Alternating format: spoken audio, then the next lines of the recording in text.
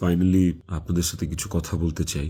আমি আসলে কখনোই চাই নাই যে মানুষটা পৃথিবী থেকে চলে গেছে সেই মানুষটাকে নিয়ে খুব বেশি বড় কোনো কনভারসেশন আপনাদের সাথে করতে। আমার ওয়াইফ ইকরা, ওই যেহেতু এই পৃথিবীতে নাই, ওরে নিয়ে এত ক্লিয়ারিফিকেশন, ওকে নিয়ে এত কনভারসেশন আমার কাছে মনে হয়েছে যে দরকার নাই। আমি বরাবরই আমার সংসারের ব্যাপার, আমার ঘরের ব্যাপার আমি ঘরে রাখতে পছন্দ করি। সেই জায়গা থেকে ওর মৃত্যুটা এমনিতেই আমাকে যে ট্রমা দিচ্ছে, ওর মৃত্যুটা আমাকে আসলে মানে পাথরই বানায় ফেলছে একরকম। এগুলো নিয়ে আমি আসলে কথা বলতে চাই নাই, কিন্তু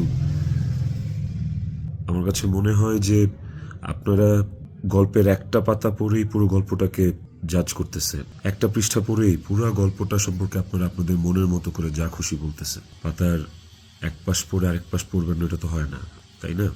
আর আমি আসলে কোনো কিছু প্রপারলি গুছায় বলার মতো স্টেটে নাই, পরিস্থিতিতে নাই। আপনাদেরকে আমি কয়েকটা কোয়েশ্চেনের অ্যান্সার দেওয়ার জন্য আসলে ভিডিওটা করতেছি, যে প্রশ্নের উত্তরগুলি আপনাদের কিছুটা হলেও কনফিউশন দূর করবে। শেষ প্রশ্নটা থেকেই আসি আপনাদের। আমি এই ভিডিওতে সবকিছু ক্লিয়ার করব, এভরিথিং। আমি আপনাদের প্রত্যেকটা প্রশ্নেরই উত্তর দেওয়ার চেষ্টা করব। তো আপনাদের শেষ প্রশ্নটা ছিল যে মানুষটা একটা মানুষকে ভালোবাসা প্রমাণ দিতে যে আত্মহত্যা করে চলে গেল, মরে গেল, আমি ওই মানুষটা শেষবারের মতো মুখটাও দেখতে আসলাম না। এই যে আপনাদের প্রশ্নটা, আচ্ছা আপনারা কি আমার দেশে আসার মতো পরিস্থিতি রাখছেন? হ্যাঁ, আমি দেশে আসা মাত্রই আমার উপর মব সৃষ্টি হবে, আমি দেশে আসার মাত্রই আপনারা আমাকে টাইনা ছিঁড়ে ফেলবেন। আমার ফোনে এত এত এত থ্রেটস আমি আপনাদেরকে বলে বুঝাইতে পারবো না।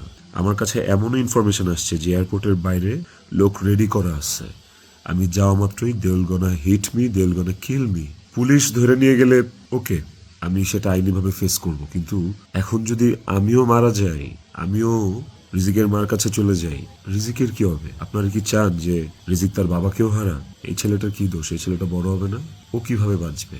মায়ের অভাব কেউ পূরণ করতে পারে না। যে মানুষটা বাইচা আছে, ওই বাপের অভাব কিভাবে পূরণ হবে? তাইলে মাও থাকবে না, বাপও থাকবে না। আপনারা এটা চান?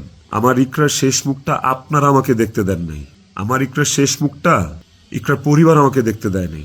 16 বছর সংসার করছি, 16 বছর একটা শত্রুর সাথেও যদি কেউ এক ছাদের নিচে থাকে, সে মারা গেলে তার চেহারাটা দেখার জন্য ছটফট করে মানুষ। আর আমার বউ ছিল, আমি ভালোবাসা তার বিয়ে করছি, ওই মানুষটা মারা গেছে, তার শেষবারের মতো তার চেহারাটা আমি দেখবো না? দেখেন, আমি না আসলে আপনাদের সাথে এখানে কোনো ফেক কথাবার্তা, মানে ফেক কান্নাকাটি, ফেক আপনাদের থেকে ইমোশন নেয়া, এগুলো নিয়ে কথা বলার জন্য আমি আসি না। আমি আপনাদেরকে আমার জায়গাটা আমি ক্লিয়ার করতেছি। আমি নাম হয়ে গেছি। আমারও মনে হয় যে আমি যে কোনো সময় কোনো একটা দুর্ঘটনা ঘটায় ফেলতে পারি, বাট ওই মুহূর্তে যখন রিজিকের ফেসটা আমার চোখের সামনে আসে না, আমি নিজেকে শক্ত না করা ছাড়া আমি কোনো উপায় দেখি না। কারণ এখন আমার কাছে সবচেয়ে ম্যাটার করে রিজিকের লাইফ। ইকরা নাই, ওকে আর ফিরে আনা কোনোদিন সম্ভব না। আমার কাছে এখন সবচেয়ে বেশি প্রায়োরিটি হচ্ছে রিজিকের জীবনটা। আপনারা না রিজিককে ভালোবাসেন, আপনারা না রিজিককে নিয়ে অনেক কনসার্ন। এই যে এত এত গালি আর হেট্রেড আমাকে নিয়ে, এত কিছু, সবকিছুর অ্যান্সার আপনাদেরকে আমি দিব। তার মধ্যে একটা জিনিস আমাকে একটু হলেও স্বস্তি দিছে, সেটা হচ্ছে যে আপনারা রিজিককে নিয়ে অনেক কনসার্ন। তাহলে রিজিক তার বাবা হারাইলে আপনারা খুশি হবেন? আপনাদেরকে আরেকটা কথা বলবো, সেটা হচ্ছে যে আপনারা অনেকেই বলতেছেন যে এদিকে বউ মারা গেছে অথচ আমি আসতেছি না, নেপাল থেকে আসতে কয় ঘন্টা লাগে, নেপাল কি মঙ্গল গ্রহে নাকি? অনেক কথা বলতেছে। কন্টেন্ট ক্রিয়েটাররা ভিডিও বানাইতেছে যে নেপাল থেকে আসলে 1 ঘন্টা লাগে, এই লাগে সেই লাগে। ভাই, আমি নেপালে 18 বার আসছি, আমি জানি নেপাল থেকে যেতে কতক্ষণ লাগে। কিন্তু নেপাল থেকে বাই রোডে বাংলাদেশে যাওয়ার কোনো সুযোগ নাই। ইন্ডিয়া হয়ে বাই রোড যাওয়া যায়, সেটাও লুকায় টুকায় যাওয়া যায়, অথবা ইন্ডিয়ার ভিসা থাকা লাগে। কিন্তু যেদিনের ঘটনা, সেদিন আমি এমন কোনো চেষ্টা বা প্রয়াস বাদ রাখি নাই যে নেপাল থেকে বাংলাদেশে যেন আসা যায়। সেটা বাংলাদেশ নেপাল ডিরেক্ট ফ্লাইট হোক, ছিল না। ট্রানজিট ফ্লাইট ছিল না, একটা ট্রানজিট ফ্লাইট ছিল, ওইটার টাইম আর ওইটাতে আসলাম, ওকে পরের দিনে আসতে হইত। তারপর আমি বিজনেস ক্লাস ট্রাই করছি, যে কোনো ট্রানজিট ফ্লাইটে বা নেপালের ফ্লাইটেই কোনো বিজনেস ক্লাস আছে কিনা। আমি অনেকভাবে চেষ্টা করছি যে সামহাও বাংলাদেশে আমি ঢুকতে পারি কিনা, বাট ওই দিন, যেদিনের ঘটনা, ওই দিন আমি কোনোভাবেই টিকিট ম্যানেজ করতে পারিনি। এটা হচ্ছে যেদিনের ঘটনা, সেদিনের কথা বললাম। আর এরপরের দিন আপনারা যে বলতেছেন যে শেষ দেখাটাও দেখলাম না, আসলাম না, এই না সেই না, আমি টিকিট কাটছিলাম, কারণ ওই টিকিটটা ছাড়া অন্য কোনো টিকিটে আসলেও আমাকে দেরি করে আসতে হইতো। সো সবচেয়ে ফাস্টেস্ট টিকিট ছিল এটাই, বাংলাদেশ বিমানের Kathmandu to Dhaka, excuse me, Bangladesh বিমানের কাঠমান্ডু টু ঢাকা। দেখেন এখানে লেখা আছে 1 মার্চ, এই যে 1 মার্চ। আমি টিকিট কেটে ইমিগ্রেশন পার করেও চলে আসছি। তারপরে যেটা হয়েছে, আমার কাছে ইনফরমেশন আসছে যে এয়ারপোর্টে এভরিথিং ওয়াজ রেডি। আমি ঢোকা মাত্রই আমাকে হিট করবে বা আমাকে পুলিশের হাতে পড়ার আগেই আমাকে যা করার করবে। তো ওই অবস্থায় তো আমি দেশে ঢুকবো না। এবং এর সাথে শুধু আমার কাছের মানুষজনই যে জড়িত তা না, আর অনেক মানুষজন জড়িত। আমি পুরোটা না বলি, কাউকে ছোট করতে চাই না বা কাউকে আমি এখনই দোষ দিতে চাই না। তো আমি যখন বুঝতে পারলাম যে আমি দেশে আসা মাত্রই আমার উপর অ্যাটাক হবে এবং এটা হিতের বিপরীত হবে, এবং এখন মব হলে যেটা হয় যে পুলিশও আসলে অনেক সময় নিরুপায় হয়ে যায় সিচুয়েশনে, ওই জিনিসটা অ্যাভয়েড করার জন্য যে আমার কিছু হইলে এখন আমার ছেলের কি হবে, আমার ছেলে তো আমার পথ চেয়ে বসে আছে, ওই ব্যাপারটা যখন আমি জানতে পারি, ক্লিয়ারিফাই হই, তখন আমি ইমিগ্রেশন ক্রস করার পরেও আমি অফলোড হই। দেখেন এখানে রিজেক্টেড লেখা আছে, অফলোড হওয়ার। তো এই ছিল রিজন। আর যারা বলতে চাচ্ছেন যে আমি আসি নাই, আমার আসার ইচ্ছা নাই, দেখার ইচ্ছা নাই, খুবই বুলশিট কথা এবং ভুল কথা। আমার বউ মারা গেছে, যার সাথে আমি 16 বছর কাটাইছি, যারা আমি ভালোবেসে বিয়ে করছি, যাকে আমি ভালোবাসছি, তার শেষ মুখটা আমি দেখতে আসবো না, এটা শুনতে পাইলেও বা এটা শোনার পরও আসলে আমার কলিজাটা কাঁপা ওঠে, আমার ছটফট করে। আমি যখন আপনাদের রিলস দেখি, আমি যখন আপনাদের ভিডিও দেখি যে কবরে শোয়ানো হচ্ছে, কবর খোঁড়া হচ্ছে, লাশের গাড়ি যাচ্ছে, ভাই আমি ঠিক থাকতে পারি না। আমার ভেতরটা যে কেমন ছটফট করে, আমি আপনাদেরকে এটা বুঝাইতে পারবো না। এটা বুঝানোর সাধ্য কারণ নাই, যার যায় সে বুঝে, বিশ্বাস করেন, যার যায় একমাত্র সে বুঝে, আর কেউ না। আপনাদের অনেক বড় একটা প্রশ্ন, অনেক বড় একটা জানতে চাওয়া যে ইকরার সাথে আমার এমন কি কথা হইল যে ইকরা সুইসাইড করতে বাধ্য হয়েছে। ইকরার সাথে আমার ভিডিও কলে ইকরা এমন কি দেখলো যে ইকরা আত্মহত্যা করলো।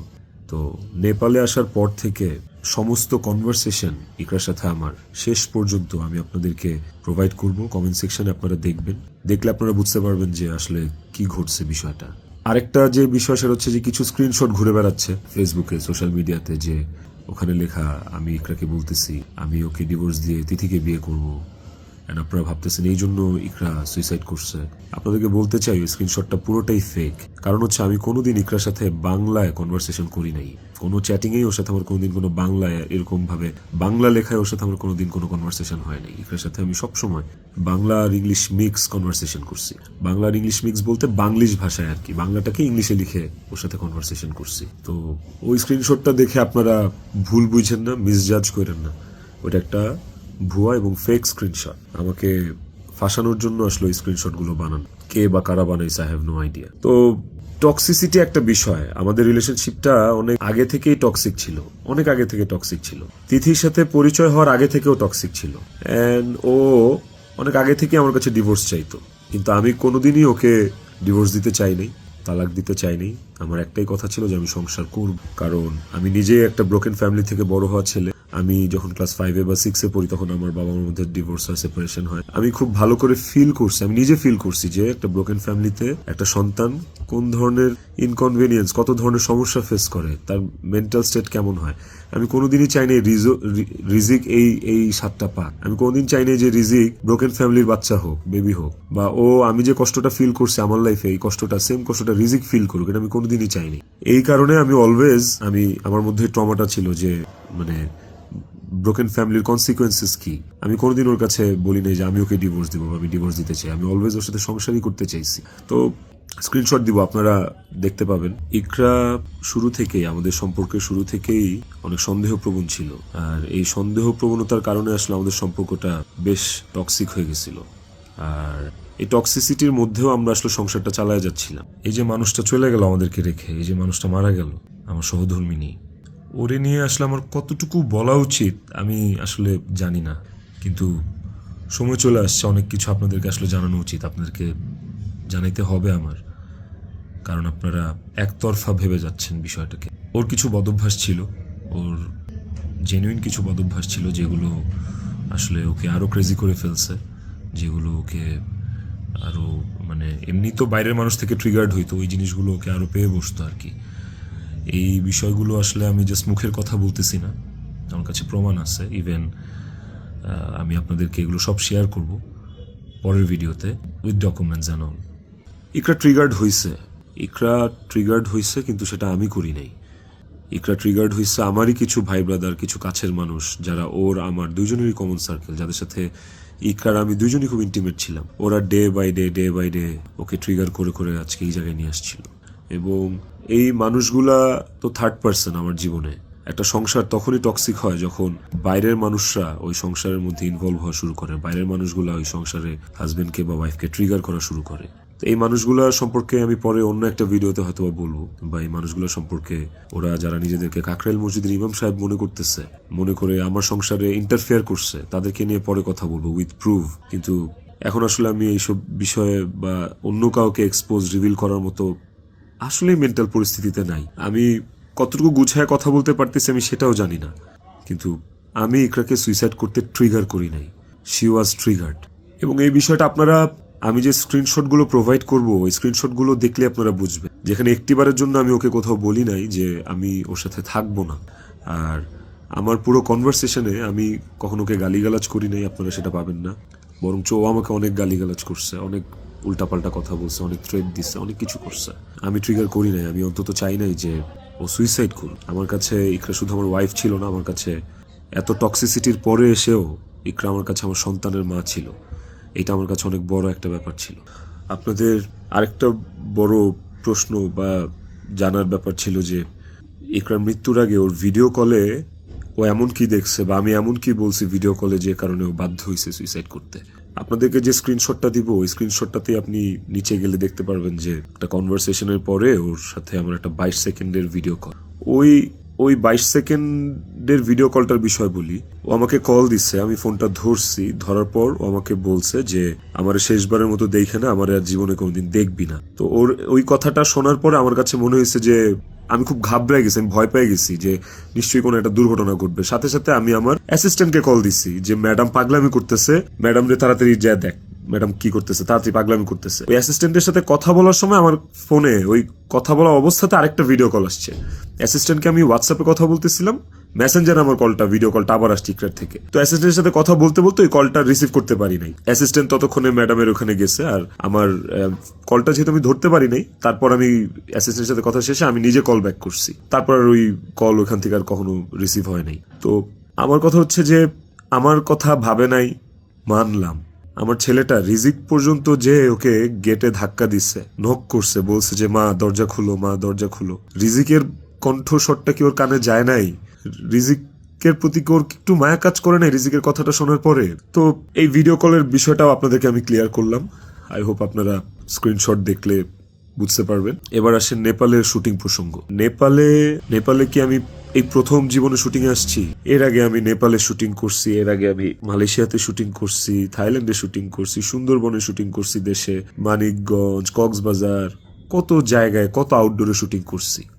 তিথিও ছিল অনেক শুটিং এ। ওইসব শুটিং এও কিন্তু আমার আশেপাশের মানুষগুলা যারা প্রিটেন্ড করতো যে তারা আমার শুভাকাঙ্ক্ষী, বাট অ্যাকচুয়ালি তারা আমার শুভাকাঙ্ক্ষী না, ওই মানুষগুলা কিন্তু তখন ইকরাকে অনেক ট্রিগার করতো। কই, তখন তো ইকরা এই ধরনের কোনো স্টেপ নেয় নাই, তখন তো আত্মহত্যা করে নাই।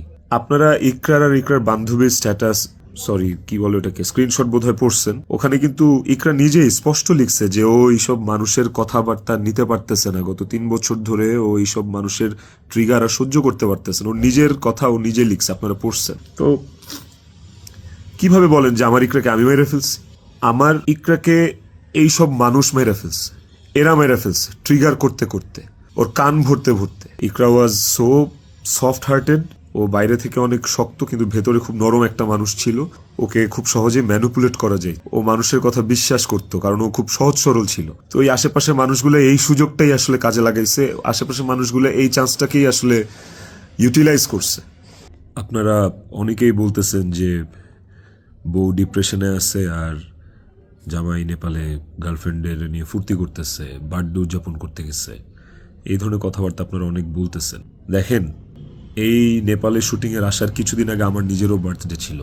আমার বউ সুন্দর করে আমাকে সারপ্রাইজ দিচ্ছে, আমার ছেলে নিজের হাতে সাজাইছে, বাসায় আমার বার্থডে সেলিব্রেট করছে। তো তাইলে কি আমার বউ ডিপ্রেশনে ছিল? ডিপ্রেশনে থেকে আমাকে এত সুন্দর সারপ্রাইজ দিয়ে আমার বার্থডে সেলিব্রেট করছে, ওই ছবিগুলো তো ফেসবুকে আছে, কিছুদিন আগের ছবি।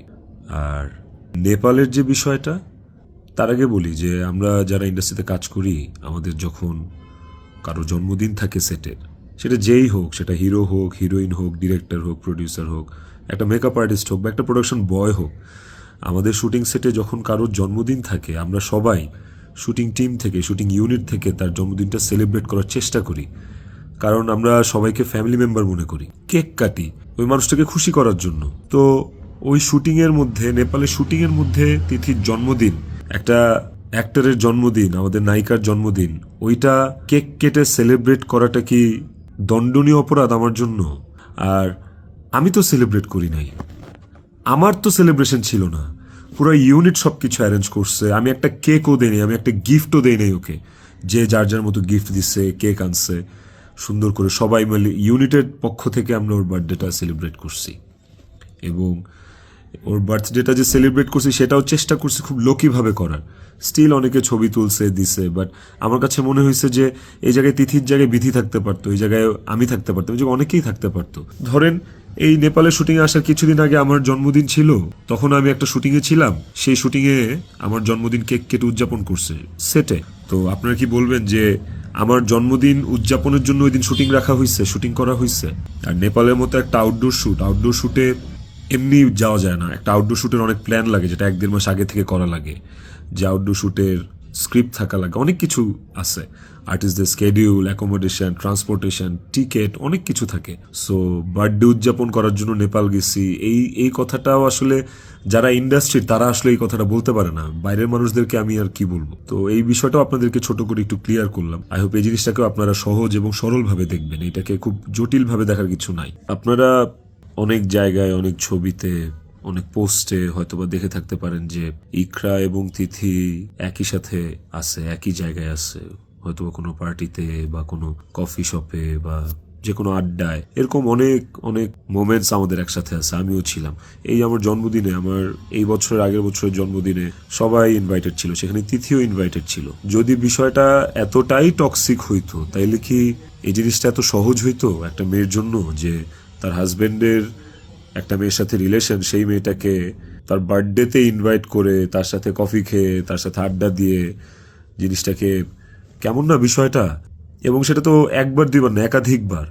তিথির বিষয়টা নিয়ে যদি বলি, দীর্ঘদিন একসাথে কাজ করার কারণে, একসাথে স্ক্রিন শেয়ার করার কারণে আমাদের ইন্ডাস্ট্রিতে একটা আর্টিস্টের সাথে একটা আর্টিস্টের ভালো বন্ধুত্ব, ভালো বন্ডিং হইতেই পারে।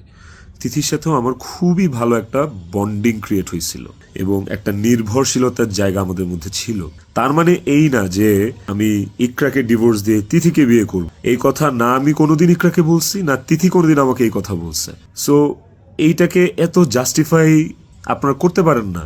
আই হ্যাভ প্রুভ, আমি আমি আমি কয়েক জায়গায় লিখছি যে তুমি আমার ওয়াইফ, ইকরাকে, যে তুমি আমার ওয়াইফ, তো আমার লাইফে ওয়াইফ একটাই, and it is you, and আমি তোমাকে ডিভোর্স দিব না, আমি তোমার সাথে সংসার করতে চাই। কয়েকবার এই কথা আমার কনভারসেশনে লেখা আছে, আপনারা দেখবেন।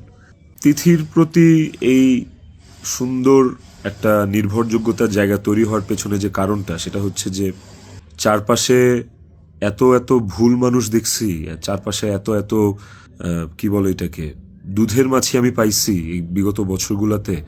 ওকে আমার কাছে অনেস্ট মনে হয়েছে, ওকে আমার কাছে ডেডিকেটেড মনে হয়েছে, আমার কাছে মনে হয়েছে যে অন্তত এই মানুষটা আমার জন্য ক্ষতিকারক না।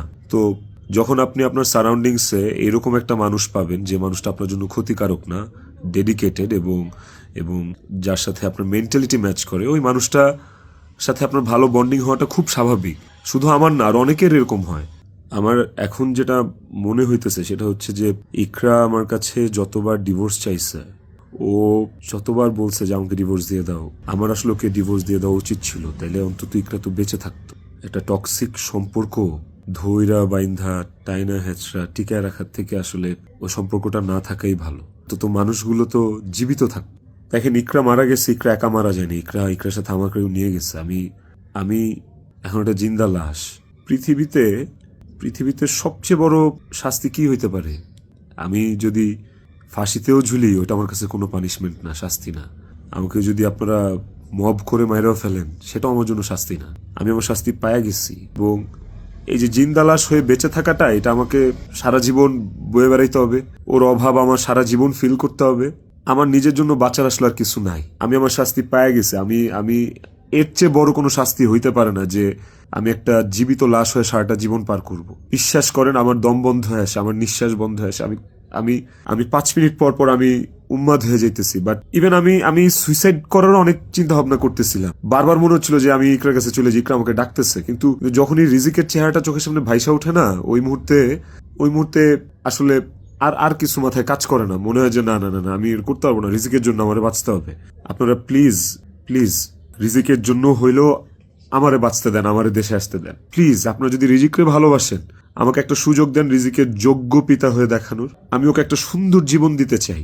আমি ওর মায়ের অভাব পূরণ করতে পারবো না, কিন্তু আমি ওকে আমার বাবার ভালোবাসা থেকে, আমি ওর বাবার ভালোবাসা থেকে বঞ্চিত করতে পারবো না। আমি চাই না। আমি ওকে ওকে একটা আদর্শ বাবা হয়ে দেখাইতে চাই। আমার সন্তানটা আমার সাথে খুব কানেক্টেড। যারা আমার কলিগ, তারা দেখছে, তারা জানে যে আমার ছেলেটা আমার জন্য কি পরিমাণ ক্রেজি, পাগল। আমাকে আমার ছেলের কাছে যাইতে দেন আপনারা প্লিজ। ও আমার জন্য অপেক্ষা করতেছে। ওকে ওকে আমি মানুষের মতো মানুষ করতে চাই। ওকে আমি পৃথিবীতে সুখের একটা জীবন দিতে চাই প্লিজ। আইনের প্রতি আমার শ্রদ্ধা আছে। আমি দেশে আসলে আইন আমাকে যে শাস্তি দিবে, আইন যে সিদ্ধান্ত নিবে, আমি সেই সিদ্ধান্তের সাথে একমত থাকব। আমার তাতে কোনো আপত্তি নাই। আমি আইনিভাবে এই জিনিসটা ফেস করবো, আমার কোনো আপত্তি নেই। কিন্তু প্লিজ আমাকে রিজিকের থেকে দূরে সরান না আপনারা। এতটুকু আপনাদের কাছে অনুরোধ করে বলতেছি, হাত জোর করে বলতেছি, প্লিজ।